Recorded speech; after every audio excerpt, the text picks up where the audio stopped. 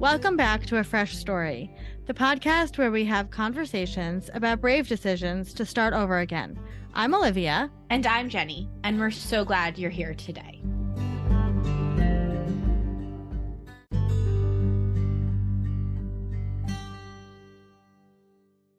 Hello, sister. Hello, how are you today? I'm okay. How are you? I'm hungry, and it doesn't help that I'm looking at this Instagram from our last guest called No One Asked Eats, where he posts a lot of delicious looking barbecue. And I really don't know what we're going to have to go scrounge for lunch because nothing is going to look nothing. As Sinead O'Connor says, nothing compares to you. Yeah, exactly. To barbecue meat. To barbecue. But I do think if we ask nicely, Rob, or not that nicely, Rob will let us come up and he'll cook for us. So our guest today was actually such a funny thing that happened. Not really that funny. I don't know. Rob and I went to high school together. Our classes weren't that big. I don't think we've ever had a conversation, but he has had such an interesting life, and I've been watching, and mostly because his wife is gorgeous and fascinating, and that hooked me in. And we talk about that on the podcast. But a couple of months ago, he posted like that he was around between jobs, and did anybody want to sort of talk about what they were working on? And I am just a weird person. So I said, sure, why not? And we got on a Skype call or a Zoom call. I was in Scotland. He was in upstate New York. And we had the first conversation we'd ever had, even though we've known each other since we were 14. Like those connections. And it was like, I'm so glad because he's a light. Like, I know we call people lights a lot, but he's part of our world now, and he's just such a wonderful, happy, positive person with so many real, interesting, important findings of the world. He's had a very interesting life. We talk a lot about the universality versus the specificness of people's lives, and how we have so much we can connect over, and also the details are different. And I just loved this conversation. We hope to have him back really soon to talk about food. I was really blown away with his perspective on race and raising daughters and growing up between two worlds.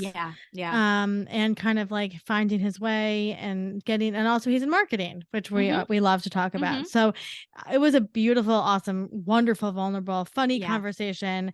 We are definitely going to have him back on. So please enjoy the episode with Rob, and please remember to rate, review, and subscribe to A Fresh Story so that we can keep telling your fresh start stories.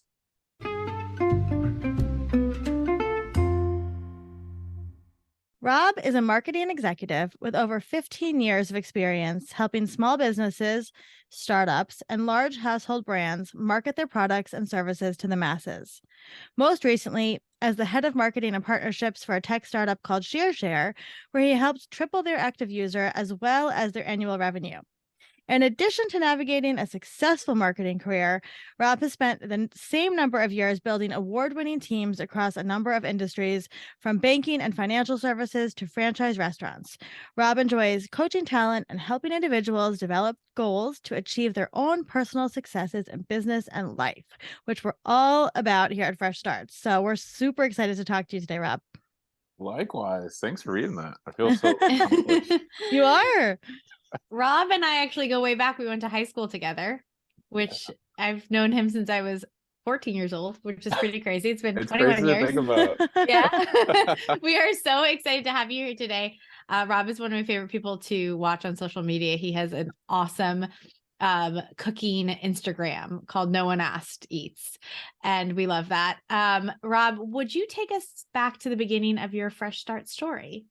My fresh start, I think you know what, and it's funny because you talk about friends. That was my first fresh start, right? And that's if I can go back to my 14-year-old self or 13-year-old self, the idea of leaving for a few hours a day, but leaving everything you know, and going into an entirely new and scary environment. Like, it's one thing to graduate or to move on from 6th grade and go into 7th grade in the middle school.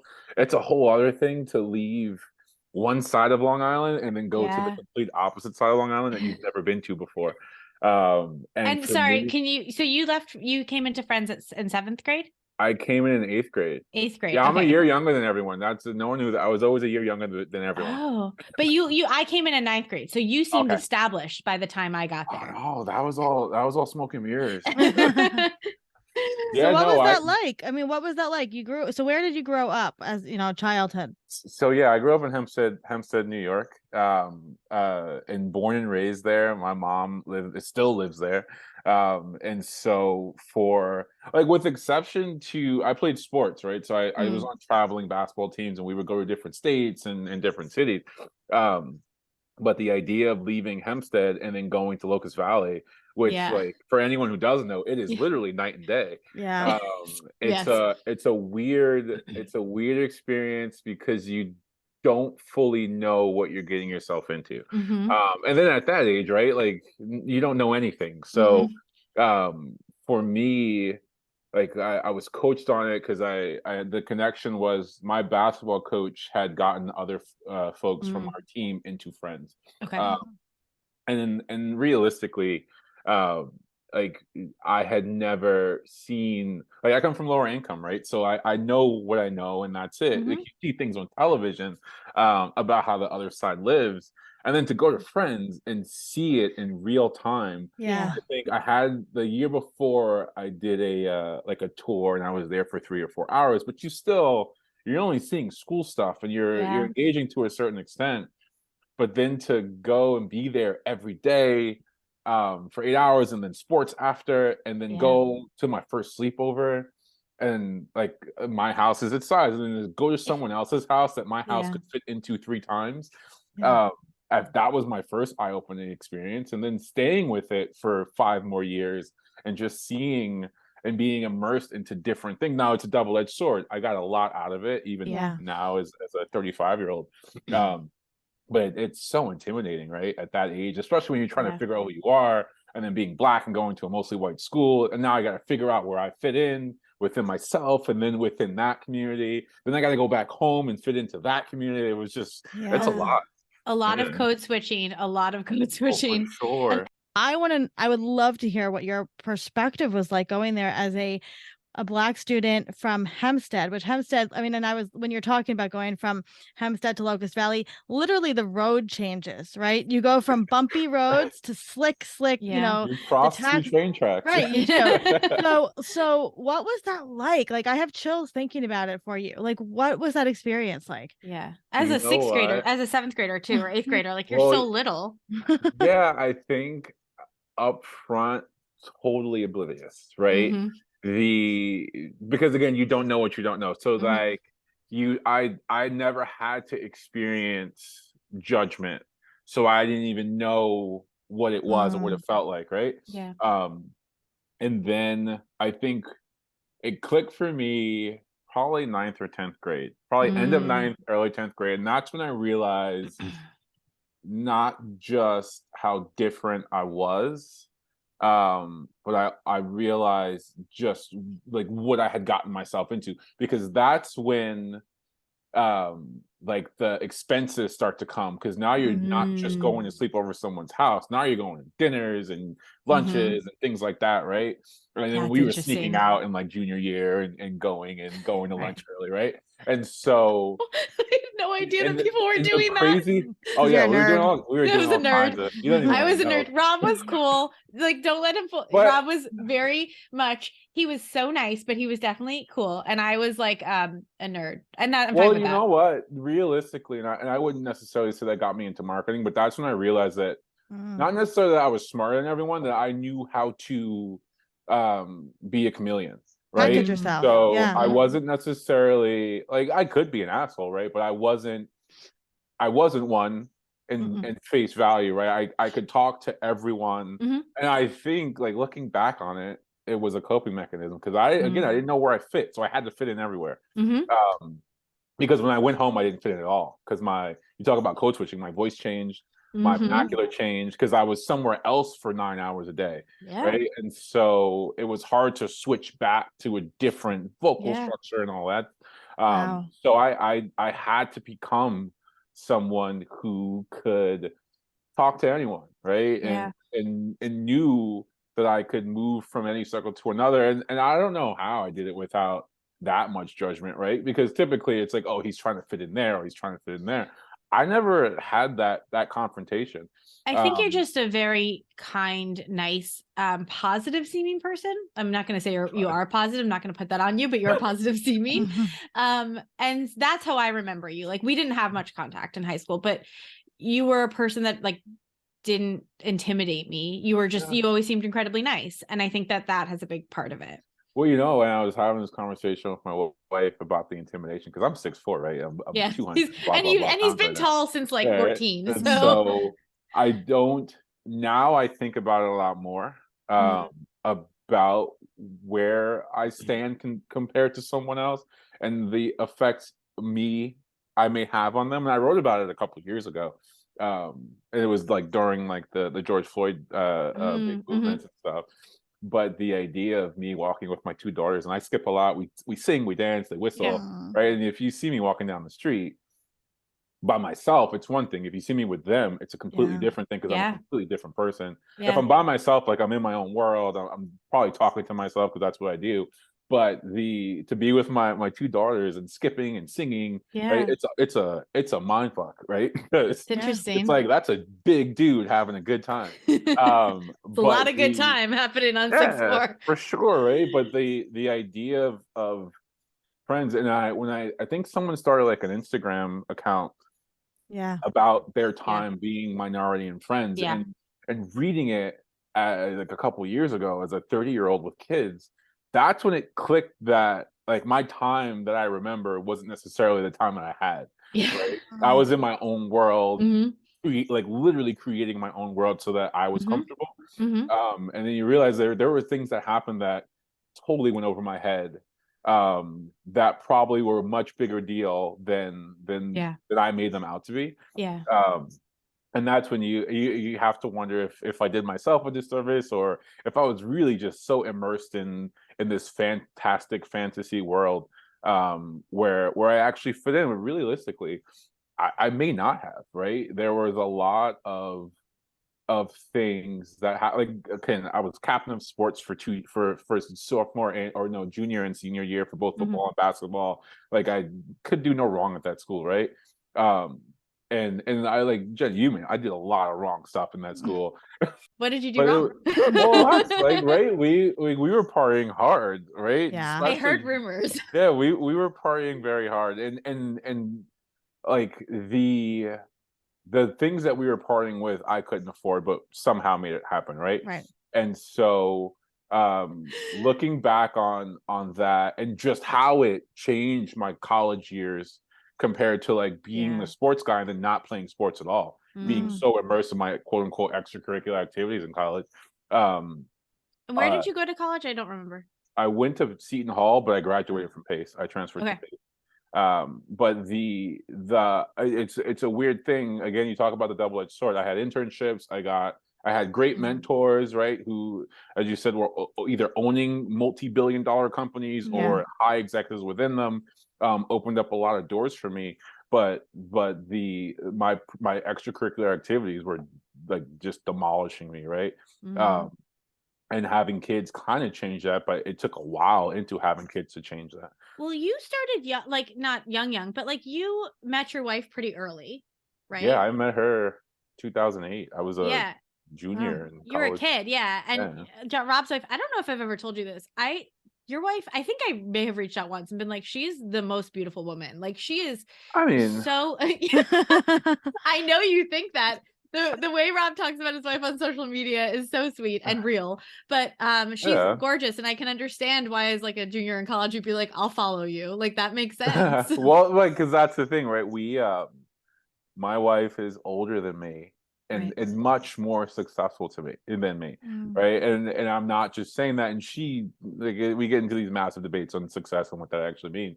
But like, when I met her, she had just moved from Canada and had been in a business for a long time. She owned a restaurant. She did this. She was worked for the Clintons. She's done everything, right? And people are like, "Oh, you worked at MTV. You're really cool." I'm like, "Yeah, but she's like even cooler." but yeah, I think like I was a kid when I met her and Mhm. doing kid stuff, and she Mhm. was much more established, and that's a when you talk about restarts, and me and her had this conversation like a decade later, because I was everyone she introduced me to was like some big deal because she was just older, so she had a more established set of friends, right?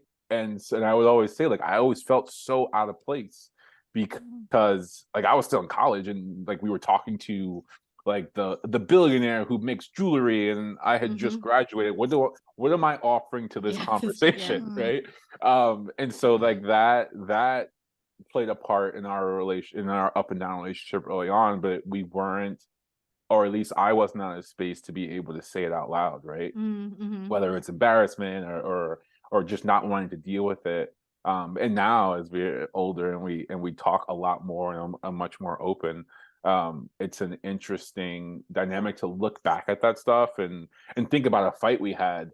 And we were literally having two different fights because Mm. I wasn't being honest about what we were actually fighting about, right? And so it's a weird, like, relationships are weird, whether they're friendships or marriage or Yeah. Mhm. girlfriend. It's all a weird thing, especially for me because my parents, like, I don't remember a time when they were together.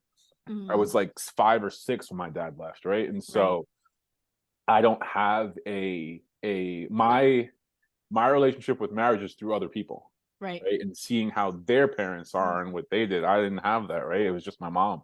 And I didn't me and my dad didn't get on speaking terms until like when my kids were born, I think. So like you talk about a 20-year difference between that. I'm making it up as I go for the most part. I have a That question. that also Sorry. seems incredibly therapized too. Like, and you don't have to say if you've been in therapy or not, but like I think the thing about a long-term relationship, like you and Jennifer have been together, what now? It's like It'll gotta be be, 15 years of knowing each other next month. yeah, that's a Married long married for time. 12. Yeah. Wow. Yeah. And you have your kids are like your oldest daughter's like 11. 9 and She's 10. Yeah, yeah, she's 9 and 10. 10. Wow. Yeah. So I mean the ability, so many couples get to that 15 years and still can't look back because especially I think there's a lot of lack of introspection often coming from the male side, not to Yeah. generalize, but No. so to be able to be introspective in that way and be like admit like I wasn't that wasn't the argument that I was having. That's a really beautiful thing to be able to bring to a relationship. Where did that come from? Is that just you guys having conversations over the years and you growing up together? No, it's only happened the last few months, really. Mm. I realized that I suffer tremendously from panic attacks Mm. and have never been able to figure out what it was. I would just get angry, right, and lash out and do random things, and it's only been recently that I discovered it. And then I did do a few bouts of therapy and Mhm. had to drill down to that it's me, it's not actually everyone else as much as I want it to be everyone else. Um, but it allows me to have honest conversations with her now because I can actually have the honest conversation with myself. Yeah. Never could do that. I had an excuse for it, and that's like part of the charisma and the and quote unquote manipulation is I have an ability to reason anything to mean what I want it to mean. Yeah. Now that's great in business, it's great in making deals. In personal life, it is really shitty, right? And you make Yeah. other people feel shitty. And at 35, I'm finally realizing that and trying to fix it. And I admit it's a long it's a walk, not a run. Mhm. But we've been able to have more honest conversations Amazing. where we're realizing, or I'm able to say, instead of us fighting for 3 days and then just kind of making up, I'm able to say this one thing you said, I fixated on it and it triggered me, and she's able to say, well, I didn't even mean that. Like, Right. that's not how I said it. I meant a different word, right? And we're realizing that a lot of our things and even my issues come from me just hearing what I wanted to hear as opposed to what Mhm. was actually said, and fixating on it. And even after the apology comes and all those and the work's being done to make it right, I'm still like, but you said that thing.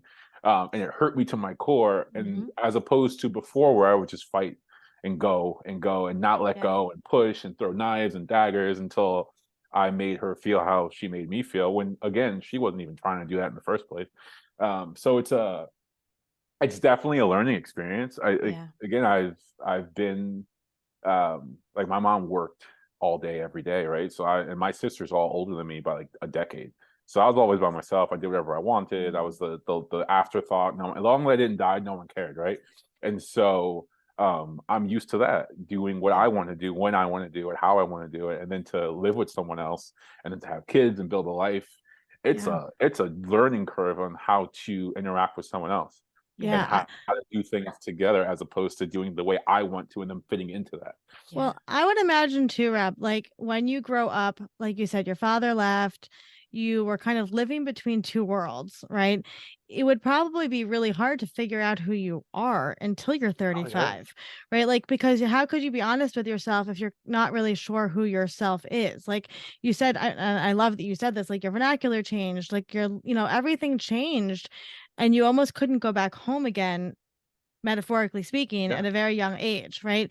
So I would imagine, like, of course, you're like on this journey and you're like, I'm not really sure who the core of myself is. What do I believe? What are my values?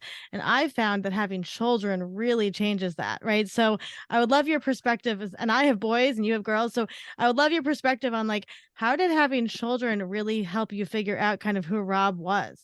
That's a great question that I don't know. We're going to discover this together right now, because the for me, like, I still don't know how to interact with them. And so I have, like, my oldest daughter is extremely creative, extremely sensitive, as creatives typically are. Um, uh, Kind of a spitting, well, looks like me, but spitting image of my wife. Mm. And imagine me and my wife having our tumultuous years, and then there being a little mini her that I don't even understand in the first place, right? And so couldn't, in my mind, couldn't really connect with her.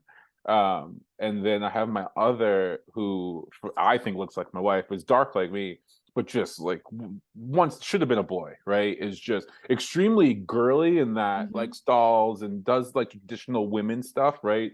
Wants to cook and color and do things like that, but then just rough, like, has an attitude, like, knows what she wants, isn't afraid of anything, is okay being by herself, and that's just me, right? And so I connect with them differently. Yeah. And I've been trying to be more aware of that. And not necessarily saying one's a favorite and one's not. It's just more of, I'm able to sit with one for much longer than I can sit with the other. Right. Because I don't fully know how to. And what I realized is that, or not even realized, my wife told me, and then I realized, is that my oldest was picking up on that. And she realized that there was just something different. And they had a conversation, and she said, Daddy's different with me. And so she started to take on things that I like to try and connect. And in my oblivion, it was just like, oh no, I don't want to do that right now. Right. And so it's been hard, and ironically, as someone who's been surrounded by women his entire life. Right. Like, everywhere I've worked, either I've reported to or women have reported to me. I have sisters, like, all my friends, I'm more friendly with women than guys. You're raised by a single mom, right? Yeah. And then for some reason, like, when it comes to my own children, it's very difficult for me to connect with a woman. But it's been therapeutic to figure out who I am, and then be able to actually identify things with her that I can actually talk to her about.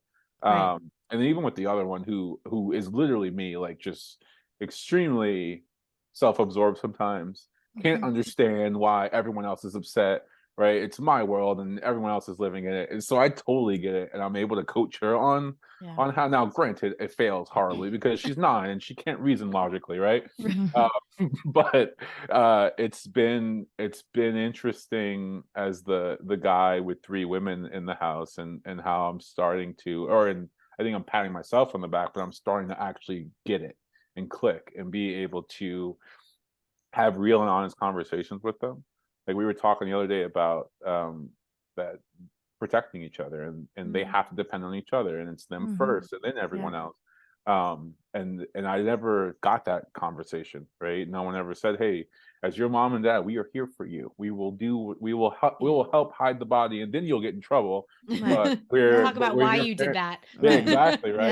And we had that conversation the other day, and I think it clicked. Now, granted, we're gonna have to have it a few more times. but like being a dad is scary. Like being a parent is scary. Being a parent is horrifying. And I think it's something that we don't talk about. And you said something that I wanted you said a lot of things that I wanted to talk about, but when our children look and remind us like our spouse, sometimes it's really triggering.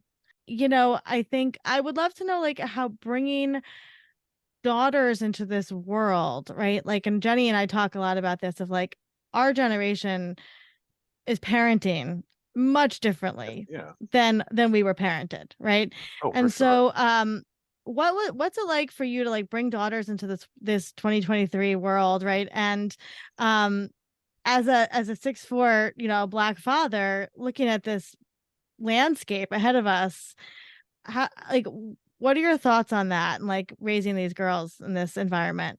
So it's interesting. So a couple of years ago, I wrote this thing. I read a lot, and so I wrote this thing about the different experiences my two daughters will have.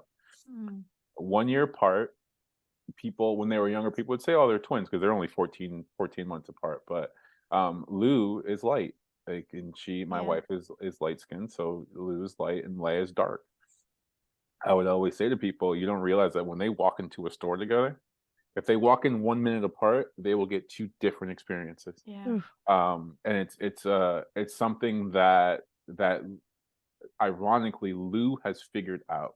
And so Lou is very much, and she's the older one, but she's very much into Black Lives Matter. Yeah. And she had a conversation with my wife, and she said, "I don't look like Daddy, and I don't look like Leia."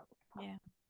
Which is an interesting thing because she's Black, like she's Portuguese and Black, but she's Black, and so I wouldn't call it overcompensating, but she is highly aware of the fact that she isn't the same, and so she wants to embrace that side of her life. And so like she draws a lot. She's a really good artist, and she drew like a fist going like this, and she was so excited to show me. And then she went to school, and they were doing something, I can't remember what, and she goes, "Daddy, can I ask the principal if they're going to do something on Black Lives Matter?" And I was like, "Well, sure, like let me know how it goes." But she's more into that side of it. Right. Whereas Leia just could care less, right? She's not old. I forget because I'm tall, my wife's tall, so they're tall. I forget all the time if they're 9 and 10. Yeah. And that they're still I was going to ask you out. about that. I was going to ask you about that, about being, you've always been tall and then marrying a woman who's older than you.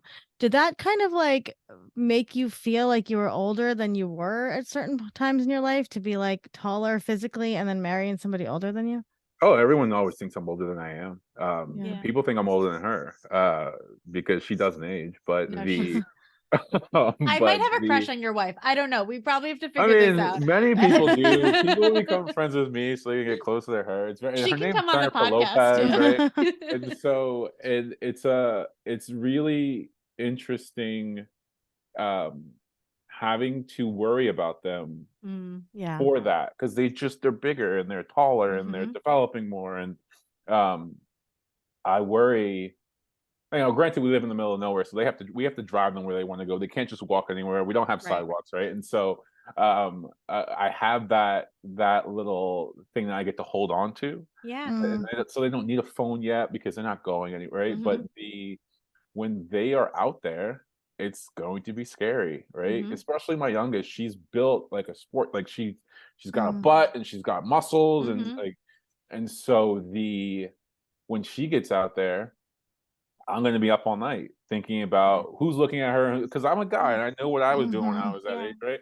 And so those things weigh on you, and we have to have those conversations that I don't know that I'm prepared to have, right? Yeah. Especially as a father and a guy. Like Lou got sick, and we thought that she may be getting her period. I was like, and my wife goes, "Well, I'm gonna get Leia. You have this conversation." I was like, I am not prepared. I don't even know what to say, how to say it. I'm gonna do it wrong.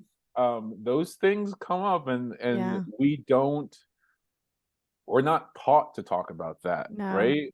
No matter the culture, no matter the decade, we're taught to deal with it behind closed doors, and so it's a scary thing to try and figure it out when I didn't, like, no one told me the birds and the bees. No one had like, the other day we saw a commercial and it was about suicide, it was about gun safety, but it was also about suicide. And Lou looks at me and she goes, "What's suicide?" And I was like, "I am not ready to have," and I'm trying to like find a kid-friendly way Yeah. of answering an extremely Nuanced. important right? Right. And I think I did it correctly. And she kind of just shrugged it off. And the funniest thing happened. She correlated it to a joke in a show and the joke clicked for her Right. because she didn't know what was happening when it was a Brooklyn Nine-Nine. It was a joke about suicide in jail. And she laughed at the joke 3 days ago, but she didn't actually know what she was laughing at, I realized. Right. Because then she went, "Oh, that's what that meant." Right. And then I was like, "Well, do we have to dive deeper into this?" But she kind of moved on from it. I was like, "Oh, thank God." But really, like, it's something that we have to dive into, Yeah. and that's not the only subject. When you talk about like drug use and drinking and all those things Yeah. that no one talked to me about, and then I got immersed into that world as a 15, 16-year-old. Yeah. And so like it's not one in which I'm prepared to Yeah. have or even know how to have those conversations in a way where I'm not overly exposing them, but then also I don't want to shy away from it. So like being a parent again, it's extremely hard. It's hard. And we don't trade notes enough. I don't think enough of us. I was just Maybe gonna that's ask. I was gonna ask that, Rob. Do you have other? We talk to a lot of fathers here on the podcast. Do you have other men in your life that you can talk to about parenting? Not really. Like I talk to my dad now, but my dad was a drug addict, right? And clean for 40 years or maybe 30 years, but was like heavy into it. And that Yeah. when you talk about leaving, in my mind, because again, me and my mom never talked about it. I was like, "Oh, he's a drug addict. He left." But Right. he left to go and get help and realize that he couldn't live where we lived and stay clean. Right. And that's not Yeah. something we talked about until I was like 23, 24. So I went through life with this entire resentment and Yeah, that's now a to really try different narrative. right? And it's hard to just switch automatically and go, "Oh, you know what? Right. That makes sense. Now I'm gonna be in a great relationship." It's Right. like, yeah, but I'm a kid, so and I'm very self-absorbed because that's what life is, right? We think about how things affect us first. And so it's a hard thing to reconcile his reasons with abandonment, right? Yeah. It's like Yeah. it's a weird space to be in. And then for me to not want to, well, to not be around it, but still quote unquote inherit that gene Mm-hmm. Mhm. and dive heavily into it. And then to look at my kid and say, well, I'm around them 24/7. What are they inheriting from me versus what are they learning from other people? And then you add COVID into that, and they were around Yeah. us for 2 years straight, Yeah. 24/7. Like it's everything is complicated. I say all the time, uh, the details change, but the themes are the same, right? Yeah. There's only but so many themes that Yeah. in life that we can go to. Now, how we get to those end results, what the plot and the climax look like may change. Right. But realistically, there's only but so many problems. Yeah. Now, and we tend to assume, and social media has only made it worse. And I don't know that social media made it worse. I think the fact that we didn't have social media meant that we all got to keep our shit to ourselves. Yes. Right. And Yeah. no, and then and not have to share even a bright spot of it. We just got to live in our own little world. But I think we keep things to ourselves that if we were to share, we'd realize that someone goes, "Oh, me too." Right. Yeah. And again, like when I look at me and my wife, are like all families have issues, right? Yeah. And just because it was just me and my mom versus her and her two parents, again, the things that we may have been fighting over were different between our parents, Yeah. but the fights, we all have fights with our parents, Yeah. right? Yeah. You think about a relationship between a mother and a son and a mother and a daughter, very different, but the same for every Yeah. pair of mother and sons and mother and daughters. And we don't, we're, and I, that's generational, right? Because you don't talk about Mhm. that. We No. don't talk about that. That's what our parents said because their parents said because their parents said.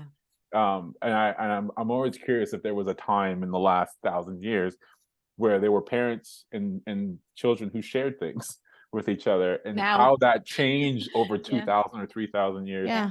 Because and these are the random thoughts I have in my mind, but the idea of even this, like this podcast and people Yeah. sharing things, I think Yeah. it's really important and being vulnerable and people realizing it's okay to feel like a failure, because we all do at some point. Yeah. What we do Yeah. with that is different, but everyone has their rough patches, whether it be a day or 7 years. We all go through some type of self-doubt, especially when you're dealing with separations and divorces and raising kids. And like, if we shared the books with each other in our cliff notes, we'd realize that we can solve these problems so much quicker. But we're from various generations of keep it to yourself. No one wants to know your struggles. Yeah, and that's why we do the podcast, literally. It also gets back to like what you were saying about your experience of being at Friends, which was, I think it's so different now because there's this social media. We were kind of at Friends right when social media was starting a little bit. Yeah. There was like, blogs and stuff like that. But I'm sure it would have felt these things were happening, like you said, that went right over your head because there was like no central place to read about it when we left school that night, that day. It was kind of these things happened in school, and then we went home and maybe we texted a little instant bit. messenger. Yeah, instant messenger and texting. But now it's like there's a receptacle. You can post it on Instagram. You can post it on your stories. And it's funny because I was talking to my mom. I posted something on my Instagram about like the anxiety that I get. And my mom called me like 2 days later, randomly in like the morning, and I don't always answer when my mom calls. I don't always call her, but she called me and she said, I read what you wrote, and I was expecting her to go, oh, I understand, but she wrote, I get a lot of anxiety. No. And my mom ran a jail. Like, I didn't, and you would, now looking back on it, it makes sense. Like a woman running a juvenile detention. But it was powerful for me to have that conversation with my mom, who we didn't necessarily share those kinds of things growing up. We weren't like lovey-dovey, even to this point. Like, she's more lovey-dovey with my kids than she is with me. And even my wife, like, they connect further than I am. And it's probably more me than her. But the idea of especially in the Black community, we don't share that stuff. Right? You be strong and you carry on. And so to have that combo with her now, and we've been having a lot more combos like that. Like, I took her record collection, which is just massive, and her opening up about certain records and her boyfriends and how she would trade. These are things I never knew, right? And so to learn them from my 72-year-old mom when I'm 35, and to be listening to music she listened to when she was 35, it's like a mind trip, because we're getting closer as we get older, but we're sharing more. And I realize the more I write on LinkedIn about my personal life, because I don't really write about marketing and all that stuff. I write about life and having kids and things like that, and talking to people, or people DMing me and going, thank you for writing that. And realizing that we all have these random struggles that aren't so random, because they're pretty right. There's a pattern. We all run through those things through different years of our lives, and if we share it more, we'd be able to solve them much quicker than if we try and do it ourselves. Yeah. So how did your experience, kind of like going, through all these different journeys in your life, affect your decision to go into marketing? And I ask this because we talk, we're in marketing too. And we talk a lot about when you're in marketing, you have to be able to take on the personality and the characteristics and the codes and the tone of so many different people and companies. And that's what makes a really good marketer, right? So how did all of that come together? And tell us a little bit about your background in marketing and the journey there. Yeah, again, that's the best thing to come out of Friends Academy, right? The idea of going, and I mean this in the literal sense, talking to someone who worked at a company, or who was the janitor at a company, and then going on the bus, going to school, and talking to the student and the parent of the person who owned the company. And it's like, right? You learn how to be, you learn how to absorb people and meet them where they are. Yes. Which is what marketing is in a nutshell: meeting someone where they are, whether it's on their medium that they're using, or in the point of their lives where they are. It's really psychology, right? I wish I had known that before I graduated and I went into psychology. I kind of learned it on the fly, like every other marketer, right? I went to school for marketing and learned about campaigns as opposed to how to understand people. But I think and that's the book smart side of it. The personal side of it is just learning how to understand and talk to people and listen. And I've always been that that's always fascinated me, understanding where people are coming from, how they got to where they are, what they're doing with their days, and then as a kid, how can I use that to my advantage, right? And Right. then as an older person, how can I help them? And that's what I do now, and where I live is how can I help someone? And yeah, it'll come back to me eventually, hopefully. But realistically, I get to help this person and use what I've learned to help Yeah. them learn something Yeah. else. Yeah. And so when I think about marketing, I'm taken to brand marketing just because you're building something from scratch and you're Yeah. solving a puzzle, right? How do I become how do I make people become aware of me? How do I create exposure? How do I create engagement? I love those puzzles. And as I get older, I'm more uh involved and more enamored with the business side of it. How do I turn all of that into a Right. profit of some sort or a revenue driver? And so I'm always looking to reverse engineer the puzzle and I see what it's supposed to look like. How can I make it look like that? And likewise, I just like learning random things, like Yeah. the idea of using, like, going into banking after what, 10 years between agency and publisher side, and then moving to Canada and not being able to do that. I was like, all right, I'll go into banking, I'll try it. And becoming a branch manager and having no idea how banking actually works, right? Like, aside from having a credit card, like, I didn't know how the actual intricacies of it work. But the idea of coaching a team, the idea of marketing and how to use marketing to drive sales, because that's what banking actually is. It's a sales Yeah. job. I understood that part. And so managing a team of like 13 people, some of which were like 30-year veterans, there was nothing I was going to teach them about banking, right? But what I realized is that they don't fully know how to have a conversation. They understand how to get someone to sign a mortgage. They don't understand how that is actually affecting that person's life, right? And that's where I come from, of people who never owned anything, and Right. now they can. Now I get to, like, let me show you how to tell that story so that they understand how it actually affects them. Yes, they get the mortgage, that's one effect, but that's not even what we're talking about. We're talking about what that means for the family, what that means for their family's family, right? This is a much bigger deal than you getting a sale. And so that's where I try and teach people about the feeling around it, not just the end result, because that is something that we can all identify with, whether it's our first time buying a car or our first time being able to afford to rent a home. Like, those are major milestones for some people that some of us have the privilege of not even having to think about. It's just a thing that we're doing. And for others, it completely changes the trajectory of their lives. Yeah.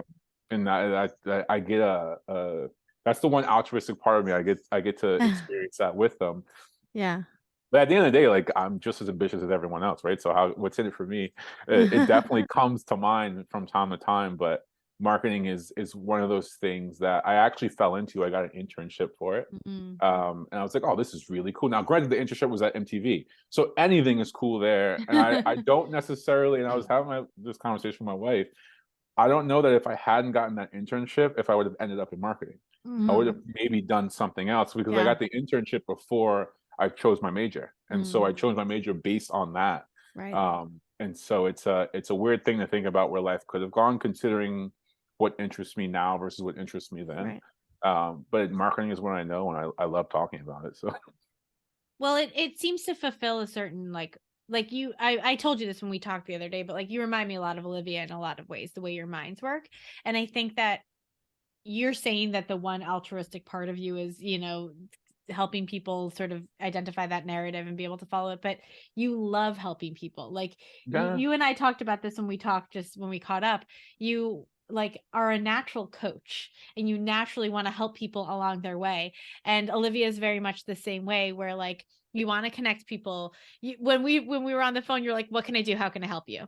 Like I mean, again, like somebody I met, we've known each other for 21 years, but that was the first conversation we'd ever had. oh yeah, for like and so like, immediately I was like a little nervous going into it. I was like, I've never had a conversation with this guy, but immediately I was like, oh my gosh, like you're such an adorable person. Like you're worthy of adoration.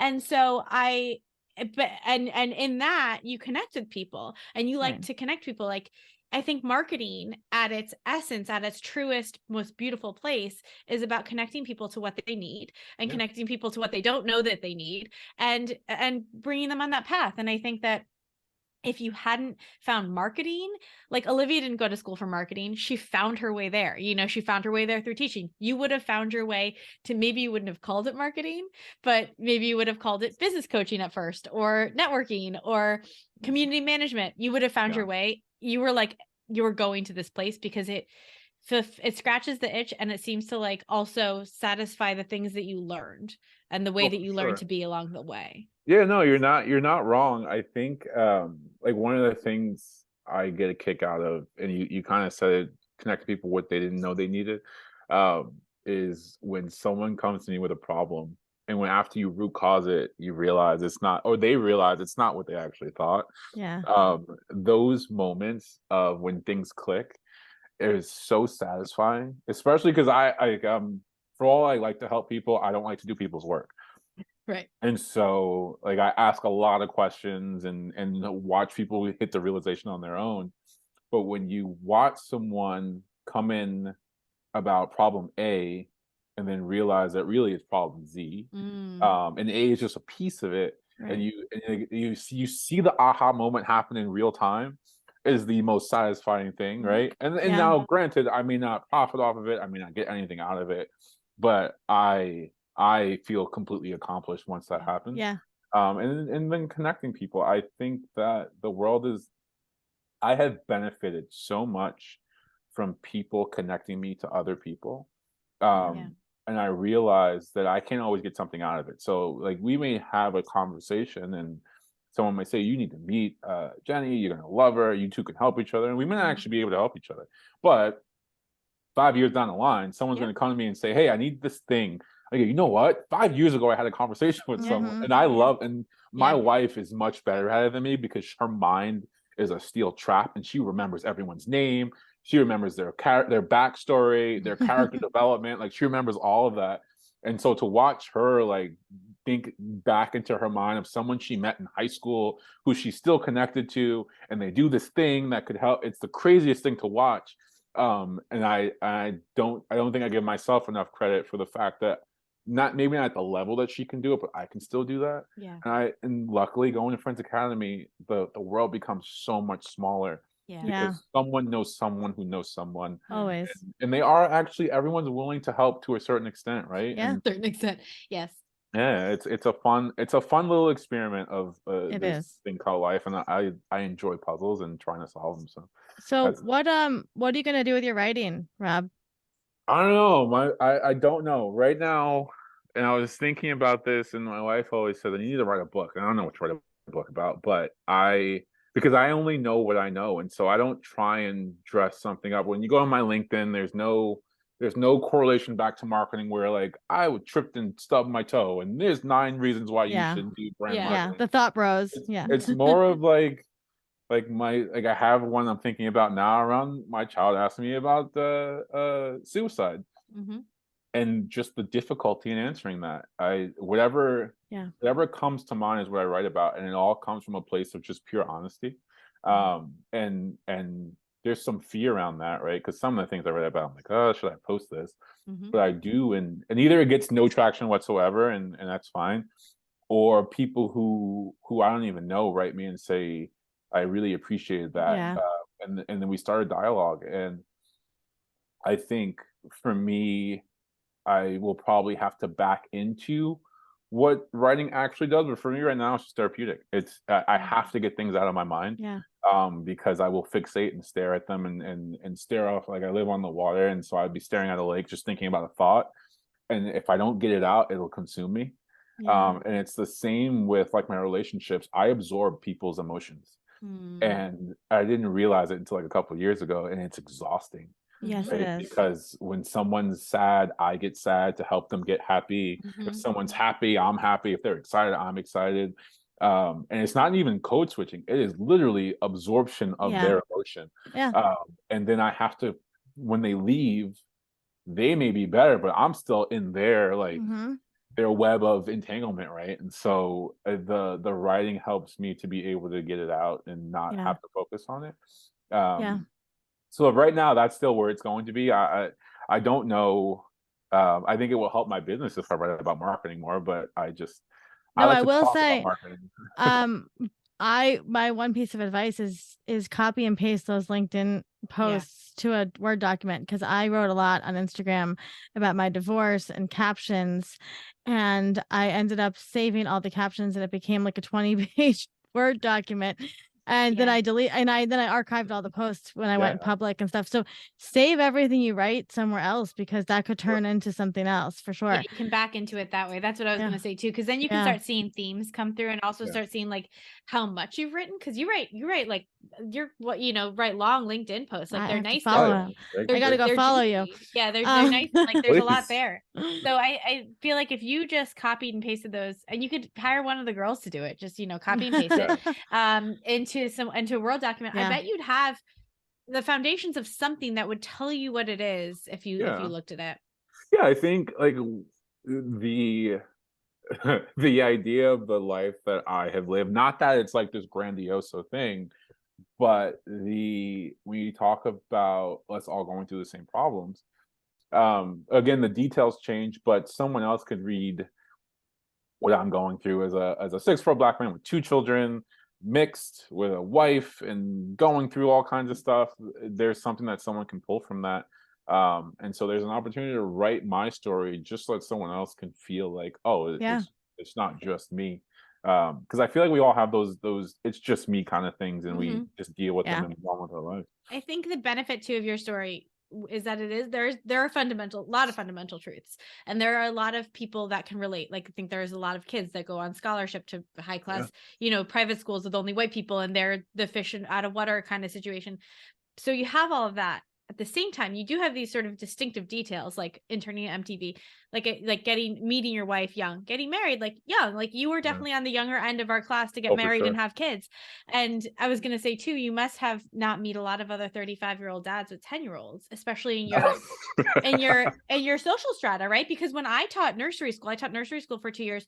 All of the dads were like well into their late 40s, right? So it's when you're at that level where you guys are now, your social group, they're probably a lot of the dads are older than you. So there are these distinctive details that where people will be like, I relate to this story. And also it's interesting because he did this and his wife is fascinating and the kids are, like all of this stuff. So there's a lot there. Oh, for sure. No, you're not wrong, and I appreciate the feedback, right? And I think being able to, like, the wheels are turning now, but And then we being just want to read. We just want to read your writing, Rob. That's all we want to do. oh, you know what? It's all out there, and and it's not. Again, there are times when I move away from writing because I just don't have anything on my mind. And I can't just force things. It just doesn't come out because I have a particular way. Like it's funny, and I try and make myself the butt of the joke, and but still have some kind of lesson in there, like very Bill Cosby stuff. But the idea of sharing that, like I do appreciate that feedback because I can run with that. So we ask all of our guests this: for anybody that's going through a fresh start or a pivot in life, what would be some wise words that you could offer them? Oh, tell someone. And tell them quickly. I think so. A friend of mine got laid off, and she called me to kind of help her figure out how to build out her consulting business. And I was like, "Oh, did you tell your parents yet?" She went, "No." I'm finding the right time. I go, "You got to tell them now. Like, get it out of the way so that they can get all of the bad help out of the way, right? Because as soon as you do, like, you get fired or you lose your job, whatever, however you want to categorize it, you tell people and they're like, "Oh, I know someone you need to talk to," and it's like, but that's not even what I do, right? So you gotta get that stuff out of the way so that you can create a clear path. So I tell people, tell them as soon as possible. Like, it's not, again, you're not the first person ever to be laid off. You're not the first person ever to break a leg. Like, just get it out of the way, move on, rip the band-aid off. Now, again, we are by nature self-absorbed because our brains are wired to think about how it's going to keep you alive, right? And so fear is crippling. but once it's done, then it's done and you can move on. And so I say, like, if you not just fail quick, but if something happens, say it as quickly as possible to someone out loud so that you can start planning on how to fix it. Yeah, I love that. Love that. Jenny, you want to do the last question here? Okay. And I was like, we have to remember to ask this question because we don't always ask it. What was the last best thing that you ate? The last best thing that I ate? Jesus. I make all my own stuff, so like, Yeah, tell Rob us. makes really beautiful barbecue and smoked meats and that's the last best. That's such a difficult question. I feel like also he made some really good looking pancakes that I was like, that was the I one owe thing you I missed. pancakes for You sure. You know what? I made oh no, my wife made macadamia nut cookies. Mm. And like it was like it was a Underrated. mix, right? She just mixed it, right? But she Yeah. added things too, and it was freaking delicious. Oh, so good. But like I don't know, I make so much stuff. He does. We'll have to post maybe in the blog post. Like he For really, sure. it's like gorgeous. The Instagram for the food is my favorite. We'll link it. I don't know, like this hard. Like I like food, so it's really hard It's- to like choose something. But What because are you I gonna like, have for lunch today? Let's ask that question. I made a tomato soup. It wasn't actually my best showing. The grilled cheese was much better. But Classic. the tomato grilled cheese soup sounds is good. where it's at. Actually, my wife makes this thing called moqueca, which is like a Portuguese seafood stew, which is my favorite thing that she doesn't make anymore. But it's got everything you could possibly want in it, and that's a bigger story, right? It's peasant food that is now extremely Elevated. popular. Yeah. But that I like peasant food, like curry chicken and Me like too. all the scraps that Mhm. 20 years or even 100 years ago the rich people didn't want to touch, and now it's a $55 I plate. feel like this is like a book happening, Bob. There's Yeah. like a All about thing it. about the food and the being on scholarship and the You know? writing, and it's all coming together. There's a lot here. Mhm. It's a nice little woven Mhm. tapestry of You stories guys, here. you guys are my muses. But Well, Rob, we really, really appreciate your time, and we know you're busy, and sharing your vulnerabilities and your story, and we could not agree with you more. When people share their stories, it really, really helps other people to like find themselves and share their stories. So we are so grateful for this conversation today and for you being here. oh, likewise, I enjoyed it. You guys are awesome. We got to Thank do a you. part 2. I'm all for Oh, it. Well, we're 100%. anytime, Rob. You're welcome to drop in.